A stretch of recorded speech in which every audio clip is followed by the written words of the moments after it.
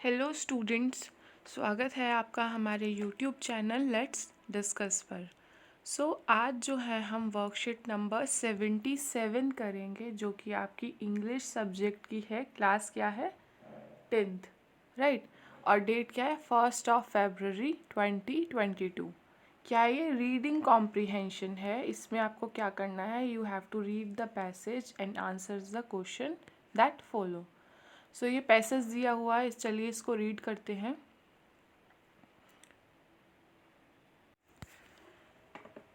There is a little to deny that giving is the currency of compassion and kindness. Little to deny है कि जो giving है, जो हम देते हैं कुछ भी चीज़, खुशी हो गया या जो भी चीज़ आप अपना सामान शेयर करते हो, गिविंग क्या है? करेंसी है ऑफ कंपैशन है, काइंडनेस है। But it is in the fact of giving that we receive something far more valuable. But जो एक्ट ऑफ गिविंग है, दैट वी रिसीव समथिंग, और उससे हमें क्या मिलता है? Far more valuable. मतलब जो हम दे रहे हैं, चाहे वो कितना भी कीमती सामान हो या कितना भी छोटा बड़ा कैसा भी हो, बट जो एक्ट ऑफ गिविंग है वो बहुत ज़्यादा वैल्यूएबल है। और वो वैल्यूएबल क्या चीज़ है? A full happy heart. जो गिवर होता है उसका जो हार्ट होता है वो बहुत बड़ा होता है और वो हैप्पी हार्ट होता है। दान उत्सव स्टार्टेड इन 2009। ये दान उत्सव क्या है? ये स्टार्ट हुआ था 2009 में, जो कि सेलिब्रेट करता है just like that. Just like that means कि act of giving, act of giving that we receive something. मतलब जो दान उत्सव है, दान मतलब दान करना कोई चीज़, उत्सव। इसमें क्या है कि सभी लोग क्या करते हैं? दान करते हैं, गिव। कोई भी चीज़ हो वो गिविंग, एक्ट ऑफ गिविंग है ये भी। Unlike most philanthropic campaigns geared to achieve certain specific metric-driven goals, जो बाकी के जो कैंपेन्स होते हैं, फिलेंथ्रोपिक मीन्स जो परोपकारी, जो औरों की भलाई के लिए, जिसमें आप कोई पैसा इकट्ठा करो, कोई टारगेट हो आपका स्पेसिफिक, ठीक है, प्री सेट आपका ऑब्जेक्टिव हो कि ये टारगेट हमें क्लियर करना है। ज़्यादातर कैंपेन्स का क्या होता है? वो पैसा इकट्ठा करते हैं, चंदा इकट्ठा करते हैं, सबका कुछ ना कुछ टारगेट होता है। बट जो दान उत्सव है वो बाकी कैंपेन्स की तरह नहीं है, जिनका एक स्पेसिफिक टारगेट होता है, मैट्रिक ड्रिवन गोल्स, ठीक है। This annual week long festival that runs from 2 to 2 October. 2 अक्टूबर को क्या है? महात्मा गांधी जी का बर्थडे है। 2 से 8 अक्टूबर तक ये पूरा वीक लॉन्ग फेस्टिवल, जो दान उत्सव है, वो चलता है एक हफ्ते के लिए, जिसमें क्या सेलिब्रेट किया जाता है? Joy of giving, by creating a platform through which millions in Indian from all walk of life come together to donate whatever they can.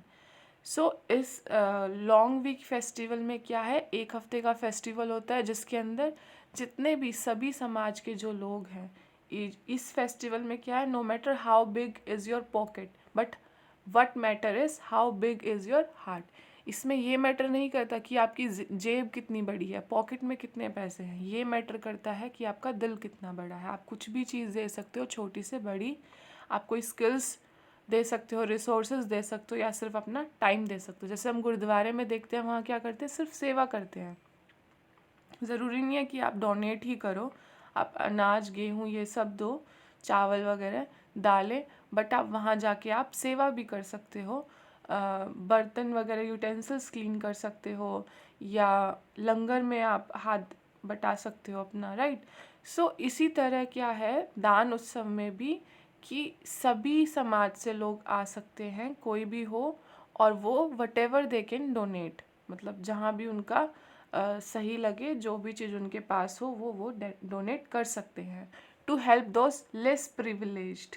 Less privilege means कि जो उतना प्रिविलेज नहीं है, जैसे कि जिन लोगों के पास साधन नहीं है। Such has been its impact that it has traveled to India's hinterlands, promoting a change in its name from the Joy of Giving Week to the more relatable दान उत्सव।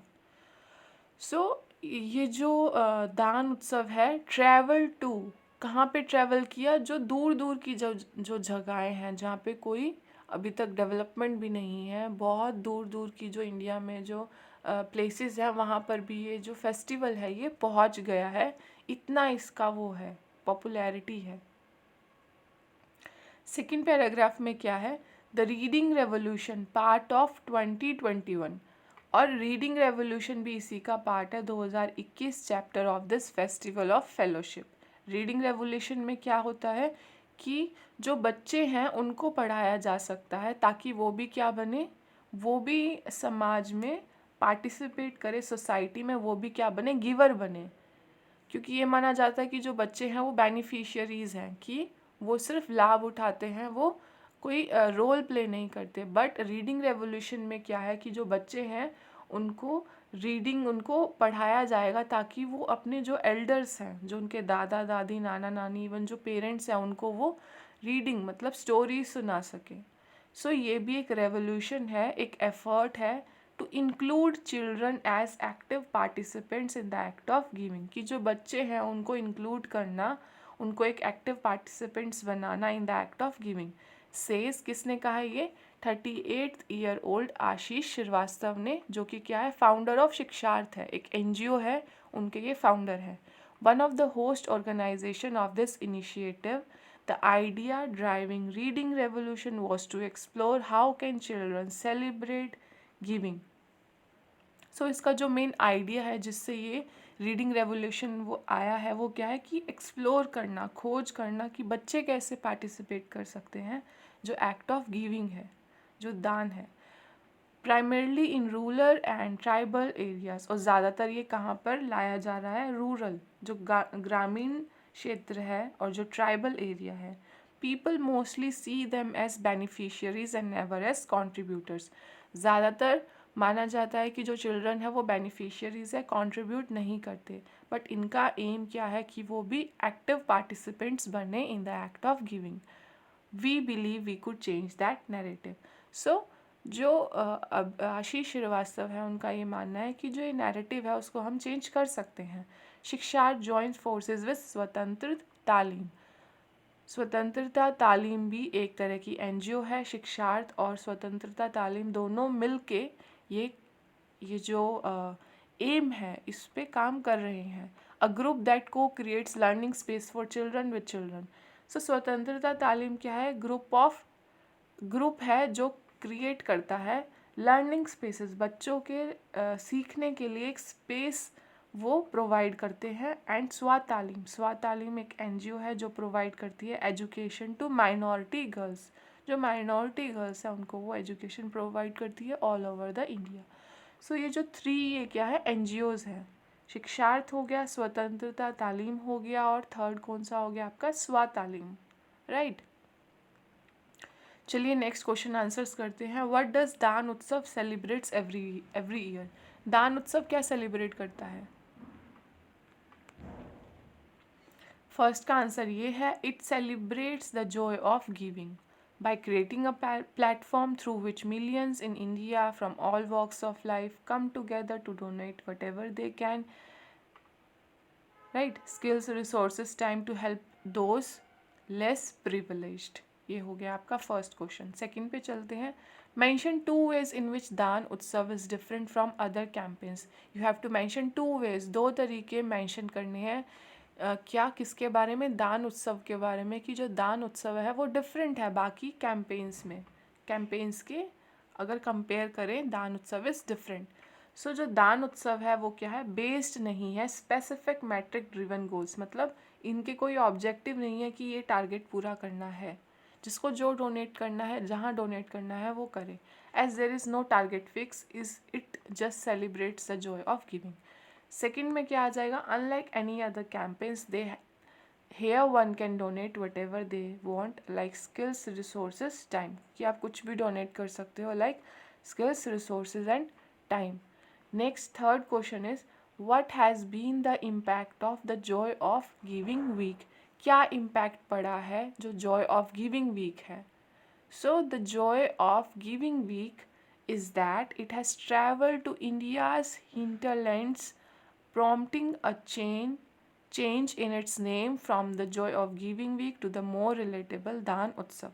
इसके अंदर आप एक लाइन और ऐड करना, टू हेल्प, इतना लिख के कि जो जॉय ऑफ गिविंग वीक है वो इंडिया के ऐसे प्लेसेस पे भी गया है जहाँ पे ज़्यादा डेवलपमेंट नहीं है, वहाँ पे भी prompting a change in its name, और जॉय ऑफ गिविंग वीक से इसका नाम क्या बन गया, दान उत्सव।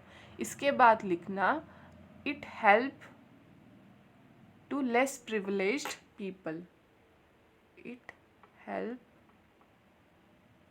To less privileged people, right. ये वाली लाइन आपको यहाँ पे लिख देनी है।